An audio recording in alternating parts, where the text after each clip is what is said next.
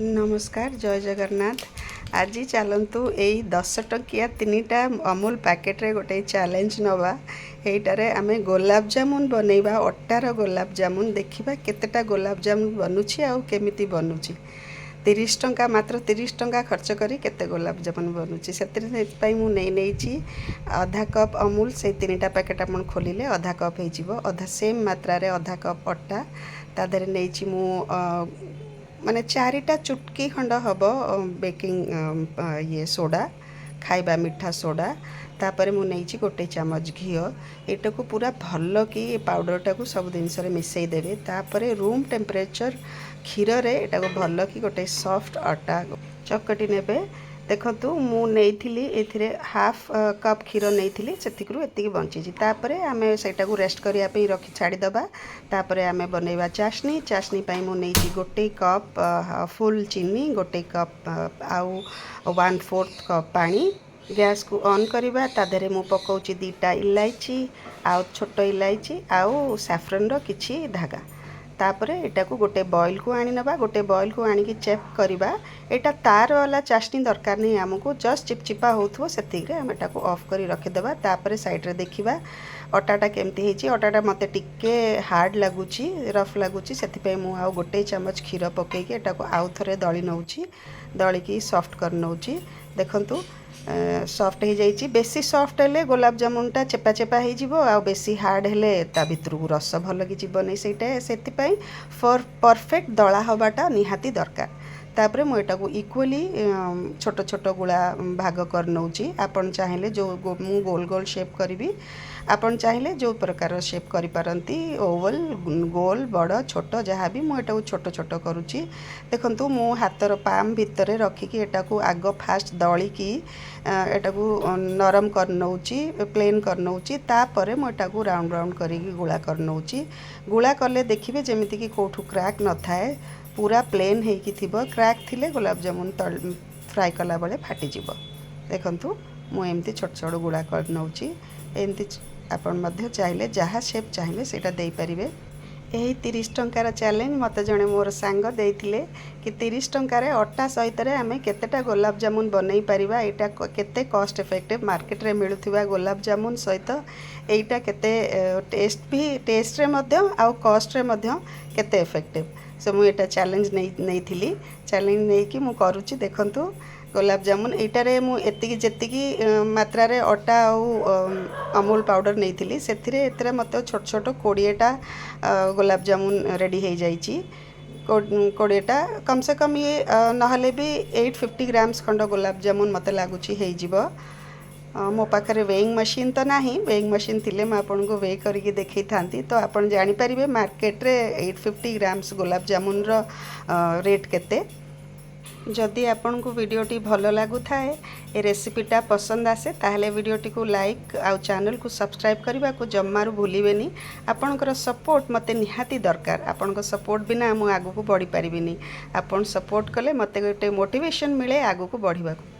देखंतु तेल मु बसई नेची कढ़ारे तापर मु टेम्परेचर चेक करूची टेम्परेचर चेक करवा निहाती दरकार आपण बहुत हाई टेम्परेचर तेल रे छाणीबेनी गुलाब जामुन कौन हम ना गुलाब जामुन येटा बाहरटा रेड रेड हो जिवो किंतु भितरटा सिझिबनी तो लो मीडियम फ्लेम रे गुलाब जामुन को आपण छाणीबे जोटारे कि माने जो कलर आपण चाहूचंती डार्क रेड कि रेड कलर आस पारिबो धीरे धीरे आ भितर मध्य आराम से सिझिबो।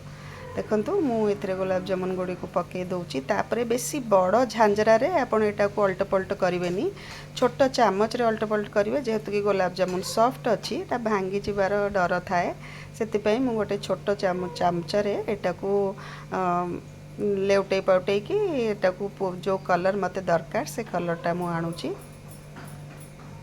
कंटिन्यूअसली आपन को एटा को धीरे धीरे स्टर करिया को पड़िबो ताकि कलर आसी जिवो नले गोटे पटरू बेसी हे जिवो गोटे पटरू कम हे जिवो।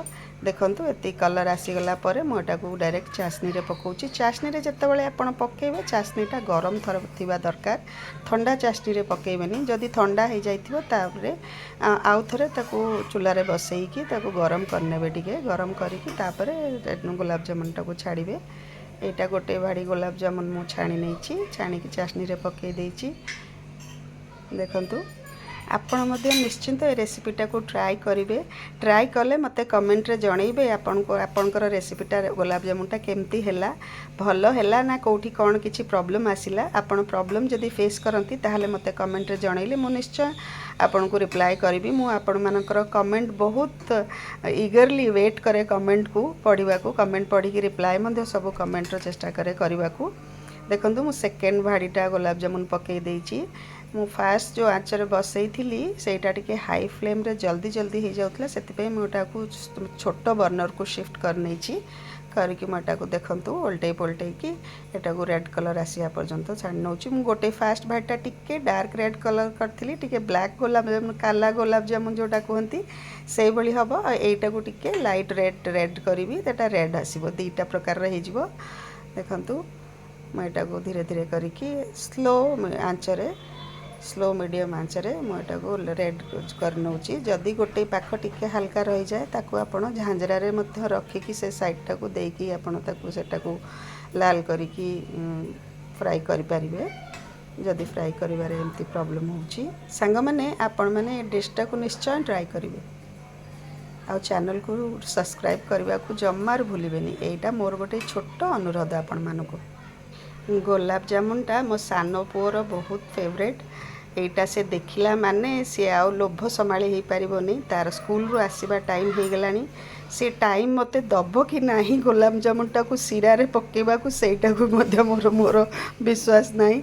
से देखिला माने कहबो मु खाइबी बोली कि से आ बुझिबोनी जे एटा को सिरा रे कम से कम 5-6 घंटा पकेइले ही सिरा माने से सिरा पीबो। देखंतु मु गोटे गुलाब जामुन ठीक से माने प्लेन है नथला बोली कि टिके क्रैक आसी जाइछि हल्का, सेटा को मु आपन को देखैली। एटा कोनोसी लोक भी परफेक्ट नुहंती, मु भी मध्य परफेक्ट नुहे। मनीष मात्रे के भूल आउ ठीक रे ही गढ़ा। तो सबु जिनस आम एडिट करिकी परफेक्ट देखई देले कौन हो जीवो, एमती किछि नाही। तो आपण मन द्वारा जदि भी सेमती किछि हेइ जीवो फाटी जीवो टिके ताले व्यस्त होबारे नाही। देखंतु मैं एटा को सब सिरा रे पकई देइछि। सिरा रे पकई देकी एटा को छाड़ी देइथिली मु 3-4 घंटा। देखंतु छोटू ताधुरु आउरी 3-4टा खाई देइछि। 3-4 घंटा पूर्व ही से खाई देइछि नहीं कि मते न कहिकी। 3-4 घंटा पर एटा जो साइज रे आमे करथिले सेटा डबल हो जाइछि पूरा। ये पी की रसटा भल से पी देइछि। ए देखंतु रसटा केमती भल से गुलाब जामुन पीछि। आ तो सब किछि ठीक माने ये हो जाइछि। भितर जो रही जाइनी टाण टाण सेमती किछि टाण रहीनी, सॉफ्ट होइछि, भल होइछि। देखंतु पुणी छोटू धरिकी बस जाइछि खाइबा पे। आ छोटू को पचारलारू छोटू रो रिएक्शन कैसा है गुलाब जामुन? अच्छा है। बहुत बहुत धन्यवाद। जय जगन्नाथ। मिलिबी नेक्स्ट ब्लॉग रे।